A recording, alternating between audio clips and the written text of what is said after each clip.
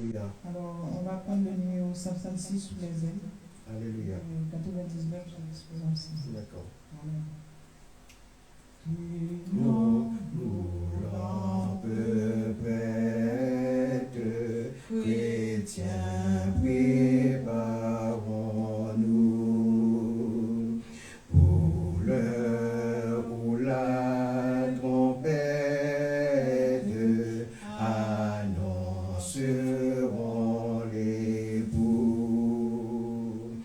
Car répondre en s'empresse,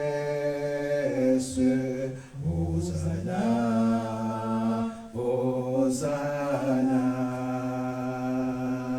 et qu'avec allégresse on chante Alléluia. On chante Alléluia.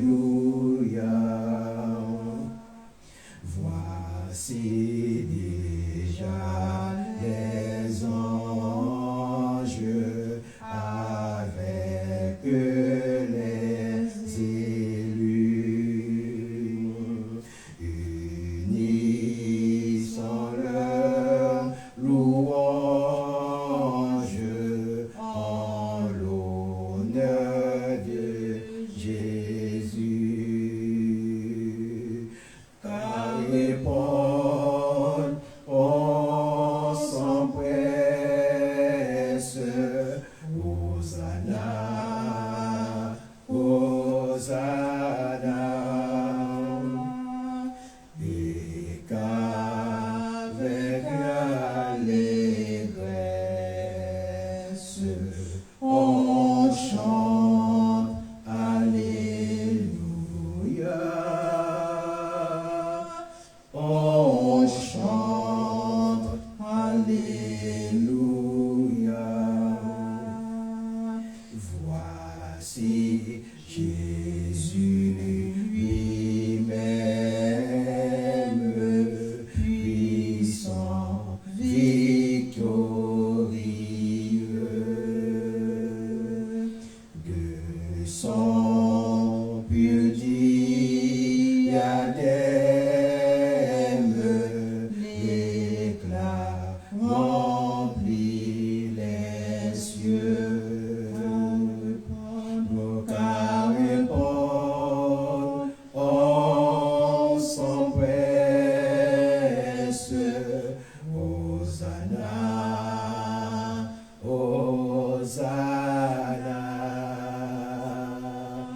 et qu'avec allégresse on chante Alléluia.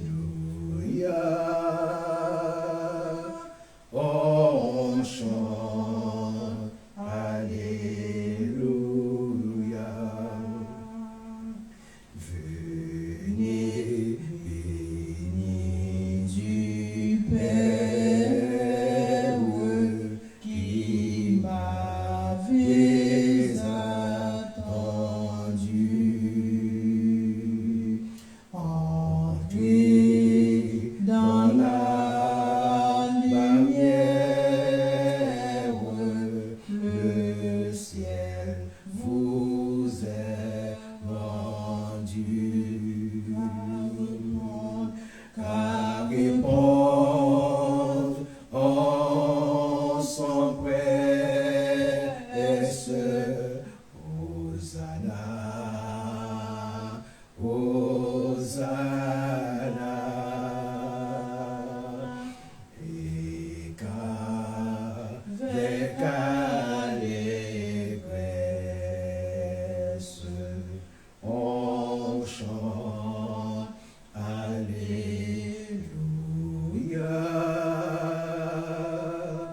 On chante Alléluia.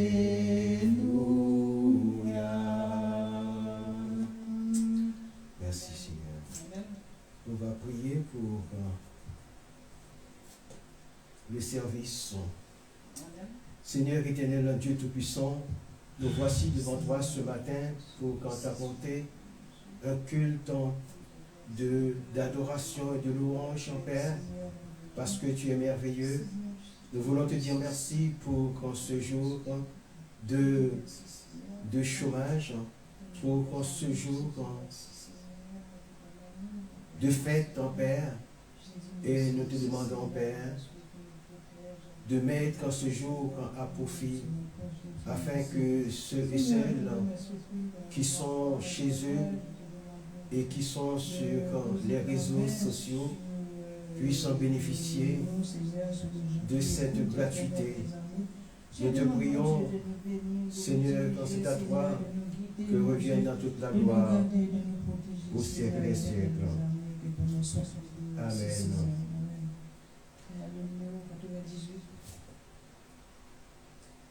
Sous les aides, c'est 457.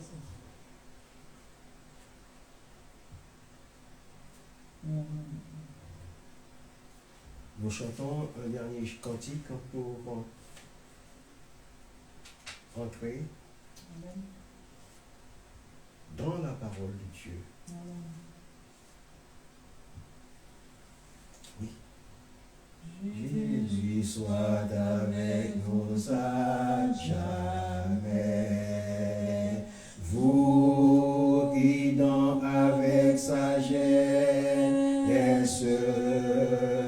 vous entourant de tendresse,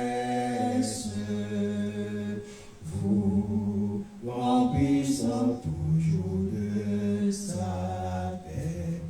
Avec vous, toujours avec vous, lui qui soit tous les jours avec vous, toujours avec vous, jusqu'au jour du dernier rendez-vous.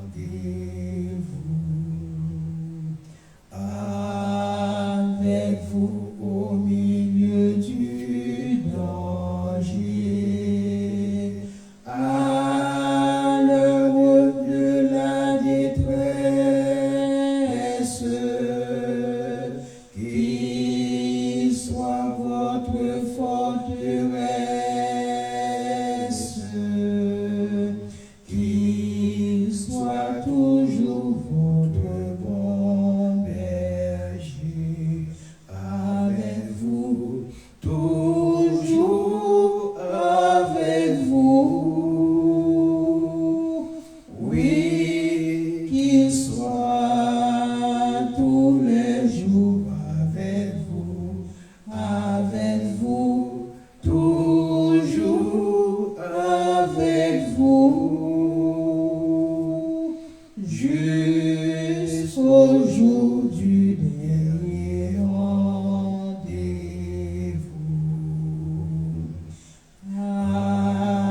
Avec vous quand votre ciel est bleu, comme au jour de la tempête, que son cœur soit la retraite, où vous retrouvez la paix de Dieu. Avec vous, toujours avec vous, oui, qu'il soit tous les jours avec vous, toujours avec vous, jusqu'au jour du dernier rendez-vous. Enfin, dans le dernier des combats, pour échanger cette terre, comme la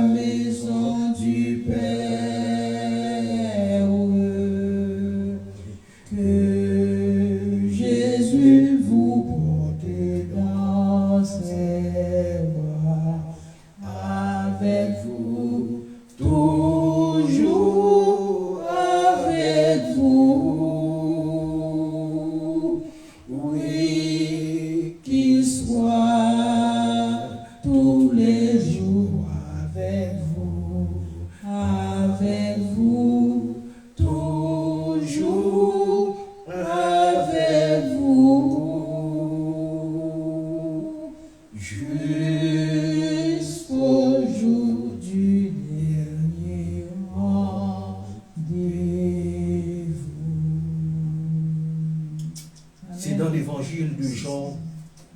C'est dans l'évangile de Jean que nous allons tirer un enseignement. Et aussi dans l'Apocalypse, chapitre 12, versets 1er et 2. L'évangile de Jean, chapitre 19, verset 25. En attendant que vous trouviez ce verset, je vous invite à vous incliner la tête afin que je puisse vous présenter votre âme devant le Seigneur. Amen. Éternel Dieu Tout-Puissant, Père Saint, ta parole va être annoncée dans quelques secondes. Père, quand je te prie de disposer les cœurs de mes amis qui sont actuellement en ligne, Père, quand je te demande d'ouvrir leur intelligence, je te demande de leur donner la faculté, la possibilité de comprendre, la possibilité de faire en route avec toi, la possibilité de recevoir les bénédictions qui viennent de ta part. Seigneur, bénis-les, protège-les au nom de ton Fils en Jésus, à qui soit la gloire au siècle des siècles. Amen. Nous commençons avec le verset 25 de l'évangile de Jean, chapitre 19.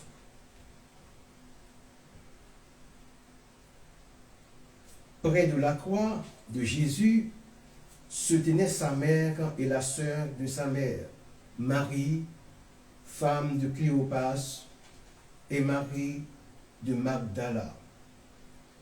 Jésus, voyant sa mère auprès d'elle, le disciple qu'il aimait, dit à sa mère, « Femme, voilà ton fils. » Verset 27. Puis il dit aux disciples, « Voilà ta mère. » Et dès ce moment, le disciple le prit chez lui. Maintenant, nous lisons un texte de l'Apocalypse, chapitre 12, versets 1 et 2. Un grand signe apparaît dans le ciel. C'est une femme. Le soleil l'enveloppe comme un vêtement. La lune est sous ses pieds. Sur la tête, elle porte une couronne de 12 étoiles. Elle va bientôt mettre au monde un enfant. Et les souffrances de l'accouchement la font crier. Amen. Aujourd'hui, c'est la fête de l'Assomption. L'Assomption. C'est la fête de l'Assomption. J'aimerais bien présenter un discours en cette circonstance. Un discours circonstancié pour ce jour qui est un jour de commémoration d'une personnalité religieuse. En réalité, qu'est-ce que cela veut dire pour nous? Est-ce que la fête de l'Assomption est une fête chrétienne, une fête païenne ou une fête religieuse adoptée par l'Église universelle? Bien évidemment, quand je parle de l'Église universelle, je ne fais pas allusion à l'Église évangélique. Loin de là. En réfléchissant sur, ou bien en pensant à cette fête, elle m'a envoyé faire une recherche sérieuse très approfondie, parce que je n'ai rien contre cette fête, bien au contraire, car les choses qui concernent Dieu sont parfois des mystères. Mais aujourd'hui, nous sommes face à un dilemme. Un dilemme qui crée dans la vie des chrétiens une hésitation, bien entendu, une incompréhension, une peur de rater le but, une peur de ne pas prendre la vraie direction, le vrai chemin, la peur de rejeter le vrai et de garder le faux, la peur de dire à l'arrivée, je n'ai pas su prendre le bon départ et recevoir les bonnes informations. Là, nous sommes face à un vrai obstacle. Pour moi, en ce qui me concerne, l'Assomption peut être comparée à la fête de Noël, bien que celle-ci soit plus festive. Bien sûr, Noël est une fête totalement païenne, qui n'a pas de source biblique. Tout ce que nous avons, c'est de l'approximatif et non un point fixe.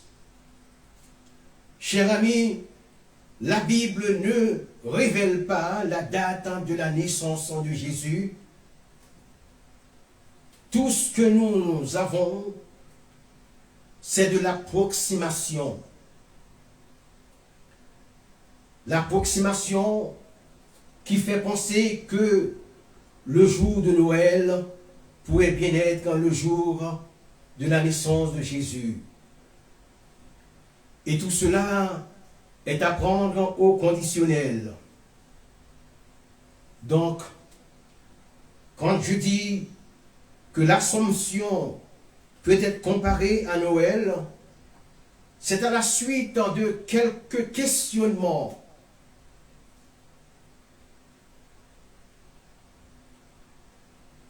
Qu'est-ce qui était arrivé pour que l'Assomption soit fêtée aujourd'hui? Bien évidemment, nous apprenons qu'elle est une fête, ou bien nous apprenons qu'elle est fêtée plutôt à la suite d'un exaucement d'une prière faite par un roi de France du nom de Louis XIII.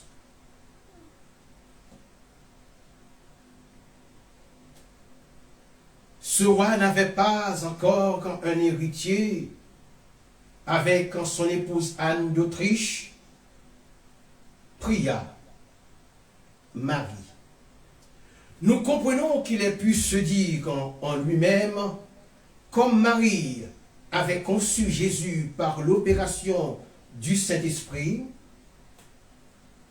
qu'elle serait la mieux placée pour exaucer ses prières inlassables.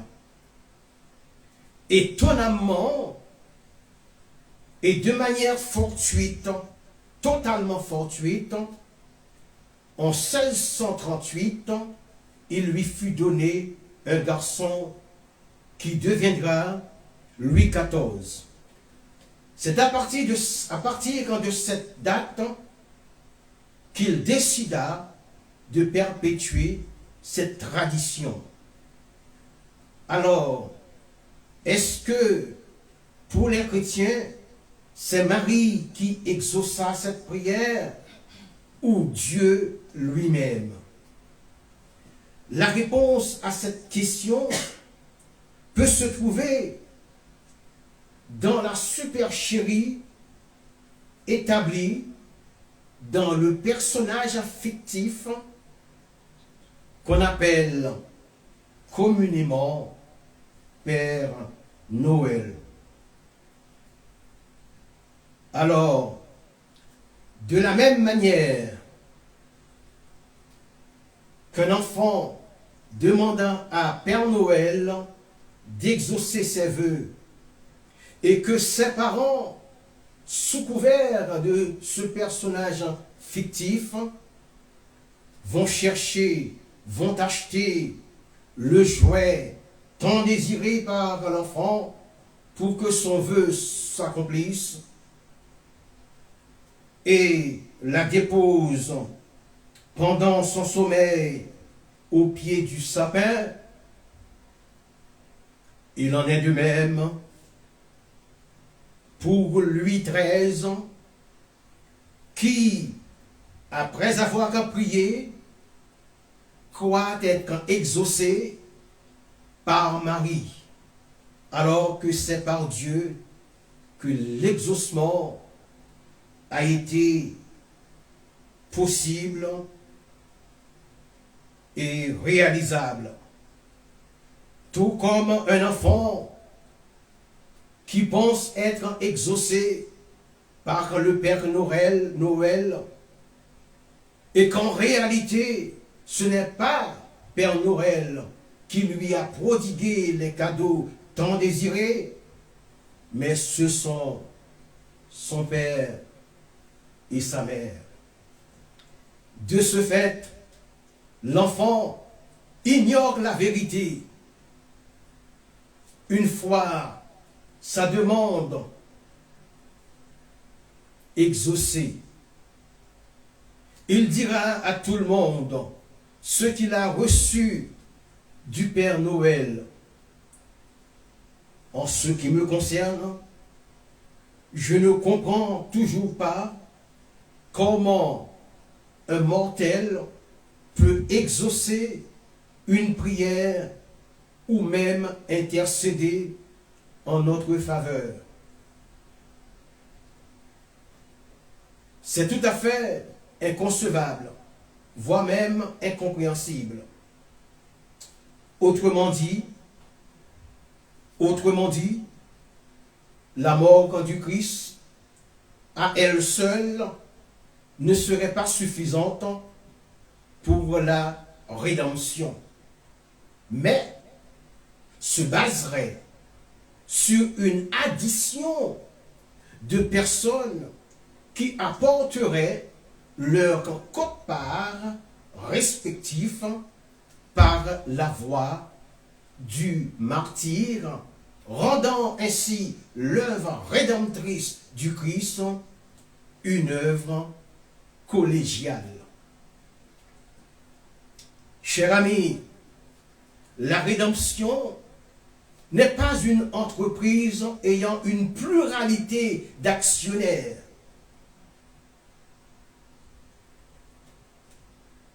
Elle n'en a qu'un seul, c'est Jésus. L'unique actionnaire qui apporte les fonds sacrificatoires. L'unique homme à apporter une offrande de grande valeur à Dieu. C'est l'agneau sans tache et sans défaut, selon 1 Pierre chapitre 1, verset 19. Alléluia. Je me demande comment des hommes aussi cultivés, aussi versés dans le développement des Saintes Écritures, puissent arriver à interpréter de la sorte le verset 27 du chapitre 19 de Jean et les versets 1er et 2e du chapitre 12 de l'Apocalypse. Je pense qu'ils les ont interprétés de la manière qui serve le mieux la volonté du roi de France de cette époque. Leur interprétation servait à appuyer, bien entendu, la volonté de ce monarque. Alors, comment le protestantisme arrive-t-il à naître? Eh bien, sa création découle des efforts qu'ont déployés deux hommes lettrés, hommes nommés respectivement Luther et Calvin. Ils ont su faire une distinction entre le vrai et le faux. Ils ont pu voir que certaines pratiques n'étaient pas conformes à la gloire de Dieu et que des pratiques étaient faites pour la gloire d'un homme et non celle de Dieu. Ils ont pu réaliser que certaines pratiques exercées pouvaient annihiler l'œuvre rédemptrice du Christ. Dans l'œuvre sacrificielle du Christ, on ne peut pas y voir une combite réunissant un groupe de personnes religieuses solidaires, acceptant de donner leur vie pour le salut des hommes. Le salut n'est pas donné par des femmes et des hommes saints. Non, loin de là. Il faut ouvrir les yeux. Ce n'était pas un collège de religieux juifs qui s'étaient fait propitiatoire en donnant leur vie pour le salut de nos âmes. Si un tel cas était avéré, j'aurais accepté de prendre n'importe quel martyr comme médiateur entre Dieu et moi.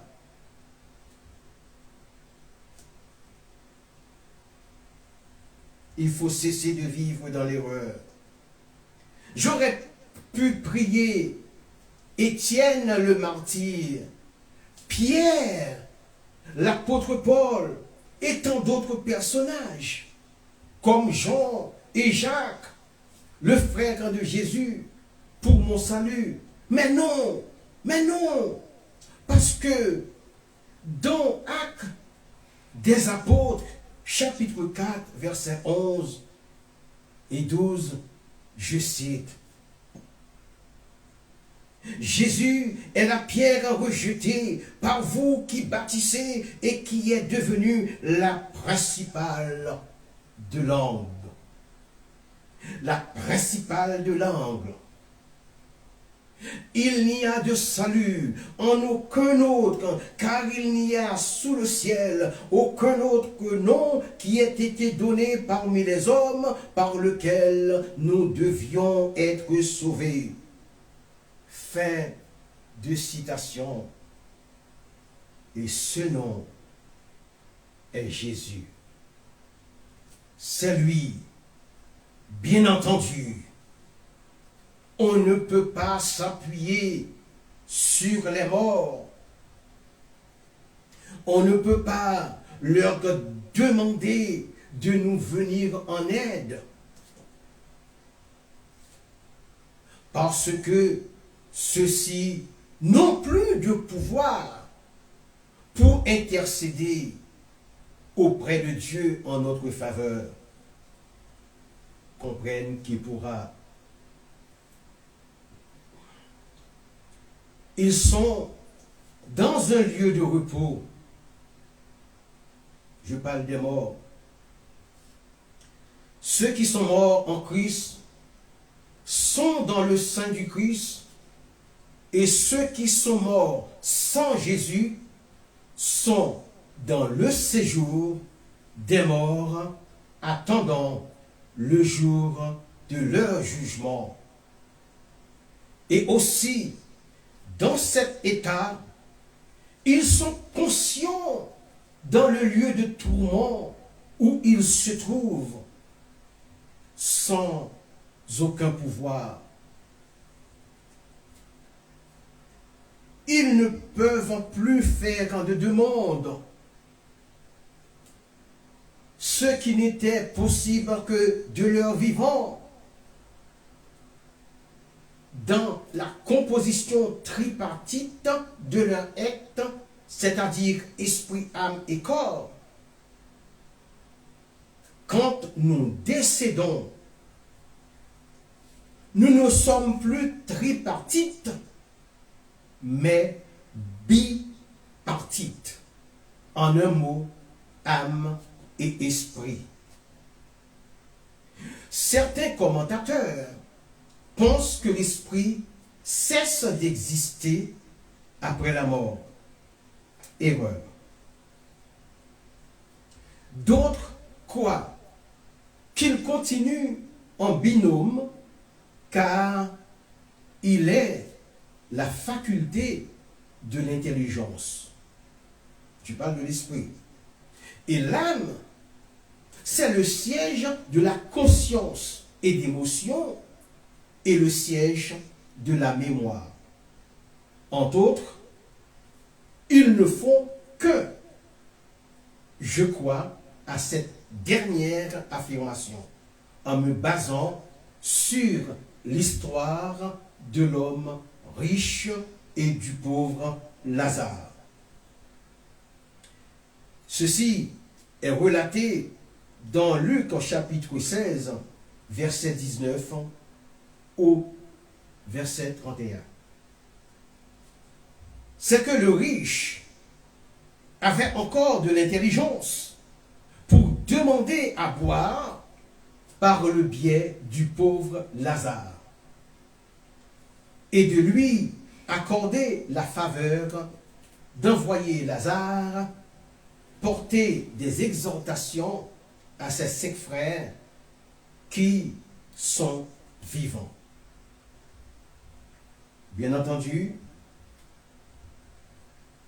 afin qu'ils acceptent Dieu pour ne pas venir dans ce lieu de tourment. Il voulait les protéger, mais c'est impossible. Oui, et ceci était totalement impossible parce qu'il n'était plus dans le monde du vivant, à moins que ce soit un ressuscité des morts. Le monde des morts est un monde à part, et celui des vivants est un monde de communication audible et littéraire. Méfiez-vous de celles et ceux qui vous font croire que les morts parlent. Non. À un certain moment donné, un vieux gourou caché derrière un rideau, déguisant sa voix, peut se faire passer pour l'âme d'un disparu en parlant comme si c'était vraiment le mort qui parle. Je sais de quoi je parle.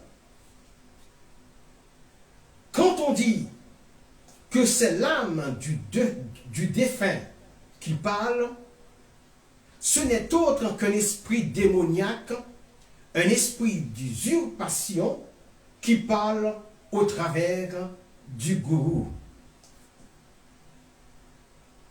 communément appelé prêtre ou prêtresse de vaudou. Les personnes décédées n'ont plus de capacité d'interagir avec les vivants. Il n'y a aucun support biblique pour étayer cette affirmation. Oh oui, j'aime bien Marie, j'aime bien sa maternité et la conception de Jésus par le Saint-Esprit, par l'opération du Saint-Esprit. Je l'aime bien, mais je n'ai trouvé, hélas, aucun support biblique pour entériner cette réalité. Je ne peux pas la confirmer par mes mots. Je l'aime, ah oui. J'aime sa position, mais je ne puis croire qu'elle puisse être médiatrice entre le Père et moi. Alors, la Bible aurait manqué à quelque chose. Parce que quand Jésus rendit l'Esprit, le voile du temple se déchira par le milieu, depuis le haut jusqu'en bas. Ce qui signifie que le pouvoir vient d'en haut jusqu'à nous, ouvrant ainsi le libre accès auprès du Père céleste. Cher ami,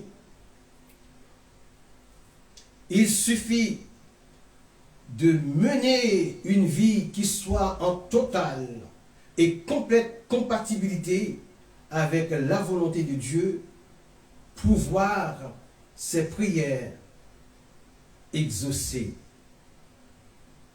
Et celles, comprenez bien, et celles qui ne sont pas exaucées sont des prières que Dieu juge néfastes pour notre vie. Des prières qu'il juge dangereuses si elles étaient exaucées. Si Dieu ne les exauce pas, c'est parce que leur résultat peut nous conduire à la perte, à notre perte. C'est la raison pour laquelle Dieu n'exauce pas certaines prières. Si vous pensez prier un mort pour que celui-ci vous vienne en aide, eh bien, vous vous trompez sur toute la ligne. Car les morts n'ont plus de pouvoir à proprement parler, à part ceux-là qui ont été assujettis à la zombification et qui ne sont pas réellement morts et qui sont au service des personnalités diaboliques. Chers amis, quand vous dormez et rêvez d'un mort, cela ne veut pas dire que ce soit le mort qui vous parle. Parce que les morts, une fois dans leur lieu de repos, n'ont aucun pouvoir, aucune capacité d'interagir.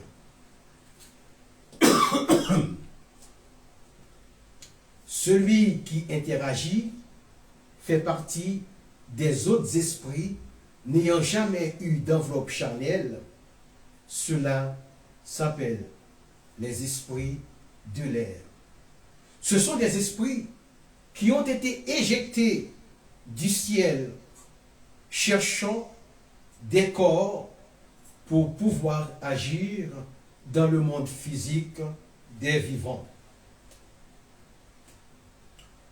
Ce sont ces esprits-là qui parlent et non pas les esprits des morts.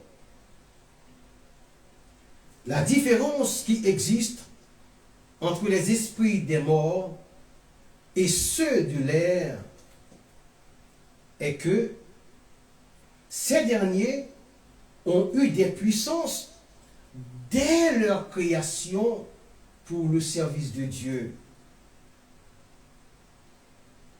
Devenus rebelles, ils ont été chassés avec leur pouvoir. Certains sont sur la terre et d'autres sont dans les lieux célestes, selon Éphésiens chapitre 6, verset 12. Chers amis, faire un culte dédié aux morts, c'est un culte dédié aux démons.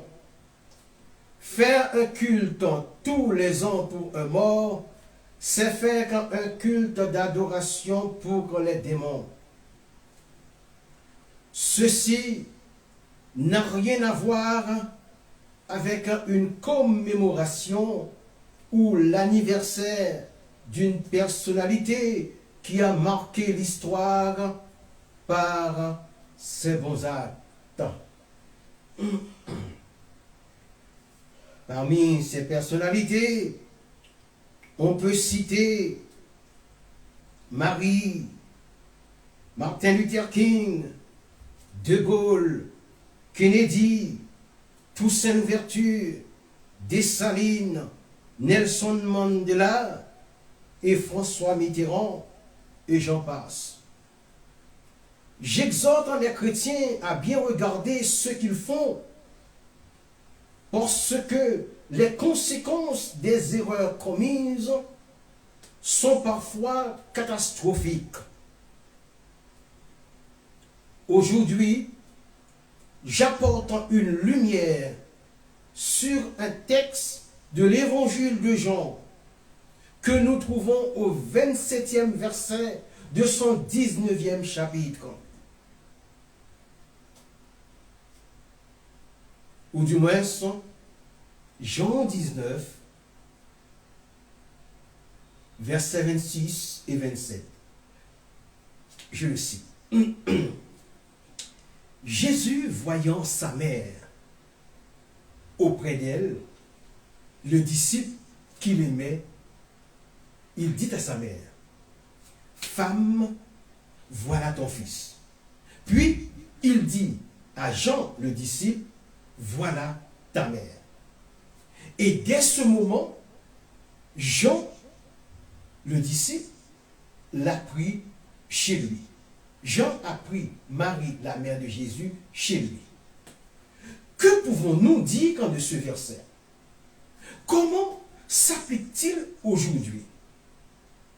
Ce verset est la base du catholicisme et une référence pour les chrétiens quant au respect dû à celles et ceux qui sont plus âgés en Christ.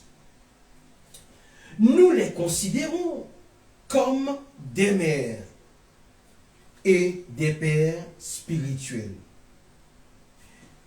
Une chrétienne pieuse, respectable, distinguée,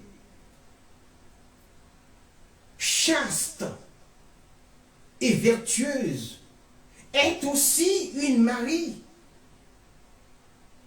pour qui nous manifestons du respect,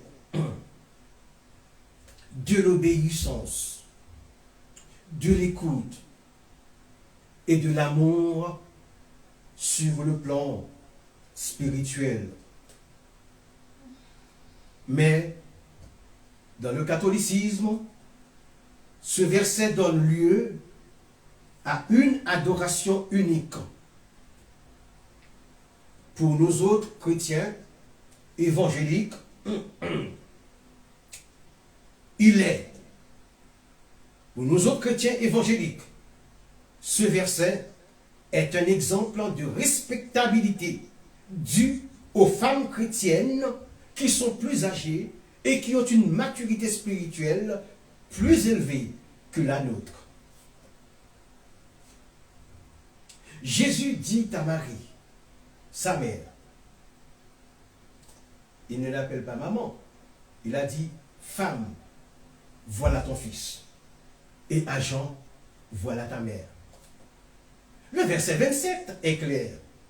Marie fut sous la protection du disciple Jean. Et non l'inverse. Et non l'inverse.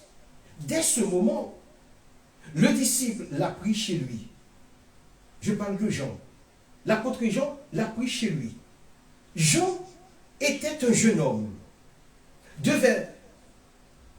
Un jeune homme qui devait prendre soin de Marie, qui était plus âgée que lui. Voilà la raison pour laquelle le 15 août devient une fête religieuse. Notre Bible de 66 livres ne fait aucune mention d'une ascension après celle de Jésus. Non. Et aucun enlèvement référencé dans le Nouveau Testament. Si l'on se réfère au mot assomption, assomption, qui signifie enlever, paradoxalement, à l'ascension, qui signifie monter. J'ai beau chercher, mais je n'ai trouvé aucun enlèvement de saint dans le Nouveau Testament. Je vous rappelle que l'on commence à célébrer la fête de l'Assomption à la naissance de Louis XIV en 1638. Bien que la fête de l'Ascension maintenant soit attestée dès la fin du IVe siècle et célébrée à partir du Ve siècle. En France, elle est fêtée postérieurement à l'Ascension, à l'Assomption, et devient un des 4 jours fériés, et j'en passe. Maintenant, que pouvons-nous dire de l'Assomption par rapport à l'Apocalypse chapitre 12, versets 1 et 2. Certains voient dans la femme de l'Apocalypse chapitre 12 Marie, la mère de Jésus. D'autres voient en la dite femme un type de la nation d'Israël et son enfant, le Messie. Selon Michée chapitre 4 verset 8. Les chrétiens évangéliques partagent la deuxième idée, qu'elle puisse être vraisemblablement la nation d'Israël et non Marie.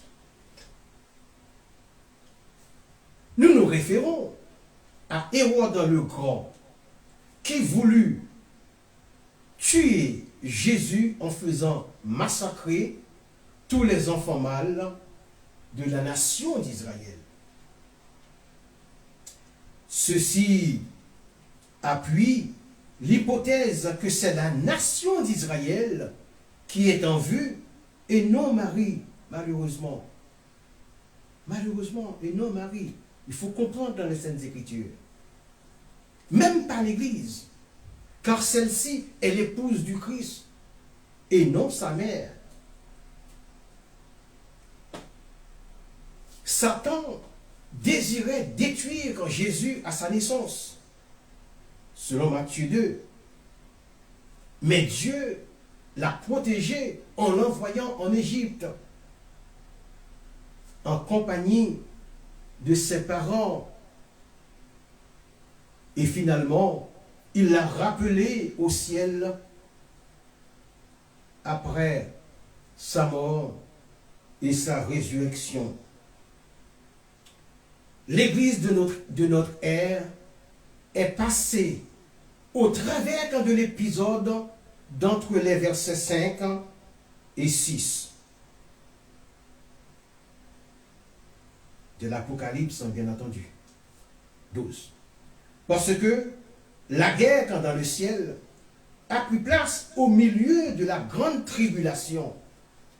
L'archange Michel est fermement associé aux affaires de la nation d'Israël, selon Daniel chapitre 12, verset 1er. Une partie d'Israël s'enfuit par-delà pour trouver refuge. Et ce n'est pas un enlèvement de la part de Dieu. Donc, l'Assomption est écartée. Ce peuple resta caché pour un temps, c'est-à-dire 1 an. Des temps, c'est-à-dire 2 ans. Et demi, c'est-à-dire 6 mois. Un total de 3 ans et demi correspondant à la grande tribulation. C'est la même période que celle de 1260 jours du verset 6 de l'Apocalypse 12. L'année des anciens était de 12 mois lunaires ou 360 jours. Le verset 14, en parenthèse, le diable cherche à détruire les Israélites avec une grande marée. Mais la terre trembla et la but, et le peuple a été préservé. Alors, le dragon va avec sa puissance attaquer les Juifs qui étaient restés en Juda. En effet, c'est ici que j'apporte un éclairage sur le comment on pourrait interpréter le chapitre 12 de l'Apocalypse et le chapitre 12, verset 1 et 2 de l'Apocalypse et le verset 27 du chapitre 19 de l'évangile de Jean. Et j'en passe. Si quelqu'un s'attend à être dans la vérité en croyant à telle ou telle religion, il restera dans les ténèbres toute sa vie. Toute sa vie de terrien. La vérité, c'est Jésus. Selon la réponse donnée à Thomas, dans Jean chapitre 14, verset 6, je cite, Jésus lui dit, « Je suis le chemin, la vérité et la vie. Nul ne vient au Père que par moi. » Alors, chers amis, si vous priez les apôtres, Paul, Jean, Jacques et Pierre pour l'accès au ciel, vous louperez le vrai chemin. Car ils étaient des hommes comme nous, assujettis au péché. Mais un seul n'a connu le péché. Un seul n'a pas connu le péché. C'est Jésus, l'agneau sans tache, l'offrande propice pour le péché.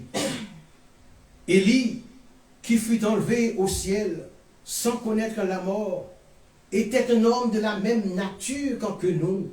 Selon Jacques chapitre 5, verset 17, je cite, « Il pria avec instance pour qu'il ne plût point, et il ne tomba point de pluie sur la terre pendant 3 ans et 6 mois. » Fin de citation.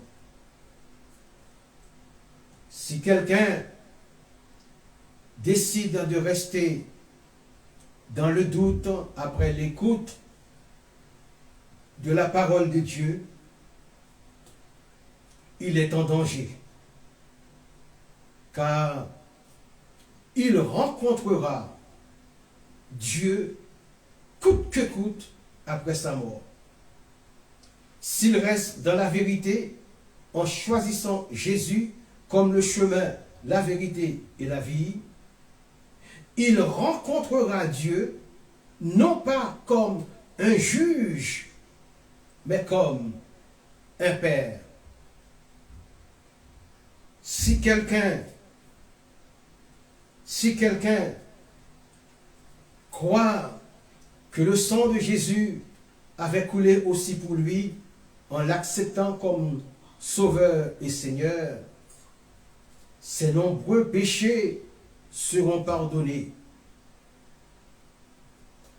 Il aura la vie éternelle auprès de notre Dieu par Jésus. Si quelqu'un a le Fils, il a aussi le Père. S'il n'a pas le Fils,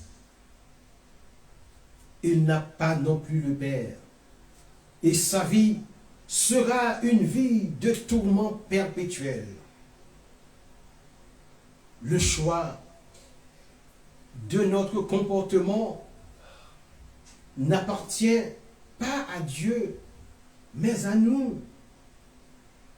Le choix de Dieu de recevoir le pécheur dans le ciel appartient à Dieu. Lorsque ce pécheur aura accepté son Fils en Jésus comme sauveur personnel. Que le Seigneur vous éclaire selon la mesure de votre foi qu'il vous a imputée. Qu'il vous bénisse au nom de Jésus. Seigneur, qu'en veuille, qu'en bénisse, quand ta sainte parole dans le cœur de chacun et de chacune. Seigneur, je te demande que cet enseignement porte du fruit et que les cœurs qui ont été réceptifs puissent, Seigneur, retrouver le vrai chemin. Père, je te prie pour eux, afin que tu les bénisses, afin que tu les protèges. Au nom de Jésus, à qui soit la gloire au siècle des siècles. Amen. Bye bye, à bientôt, j'espère.